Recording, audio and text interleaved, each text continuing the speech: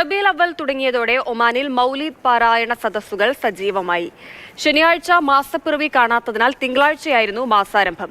റബീഉൽ അവ്വൽ 12-നാണ് നബിദിനം ആഘോഷിക്കുക.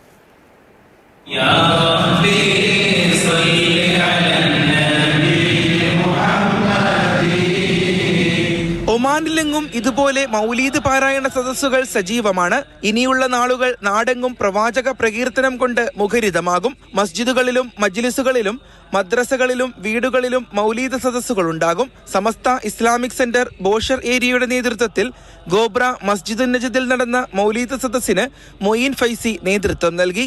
പുണ്യ നബി സല്ലല്ലാഹു അലൈഹി വസല്ലം തങ്ങളുടെ പേരിലുള്ള മൗലിദ് സദസ്സുകളൊക്കെ ഈ ഇന്നലെയും ഇന്നുമൊക്കെ ആയിട്ട് നടന്നുകൊണ്ടിരിക്കുകയാണ്. വളരെ സന്തോഷപൂർവ്വം നടന്നുകൊണ്ടിരിക്കുന്നു. പല ആളുകളും പങ്കെടുക്കുന്ന വലിയൊരു സദസ്സ് തന്നെയാണ്. മലയാളി സംഘടനകളുടെയും മദ്രസകളുടെയും നേതൃത്വത്തിൽ വിവിധ പരിപാടികളാണ് നബിദിനത്തോടനുബന്ധിച്ച് വരും ദിവസങ്ങളിൽ സംഘടിപ്പിച്ചിരിക്കുന്നത്. മസ്കറ്റ് സുന്നി സെന്ററിന്റെ നേതൃത്വത്തിൽ നടക്കുന്ന നബിദിന മഹാസമ്മേളനത്തിൽ ജിഫ്രി മുത്തുക്കോയ തങ്ങൾ, പാണക്കാട് സയ്യിദ്, സാദിഖ് അലി ശിഹാബ് തങ്ങൾ എന്നിവർ പങ്കെടുക്കും. ഇസ്ലാമിക കലകൾ കോർത്തിണക്കിക്കൊണ്ടുള്ള മദ്രസ വിദ്യാർത്ഥികളുടെ കലാപരിപാടികൾ, ബുർദ മജ്ലിസ്, സെമിനാറുകൾ തുടങ്ങി വ്യത്യസ്തമായ പരിപാടികൾ വരും ദിവസങ്ങളിൽ രാജ്യത്ത് നടക്കും. പ്രവാചകൻ മുഹമ്മദ് നബിയുടെ ജന്മദിനം ഏറ്റവും മനോഹരമായി ആഘോഷിക്കുന്നത് രാജ്യത്തെ പ്രവാസികളായ മലയാളികളാണ്. Mathrubhumi news, Muscat.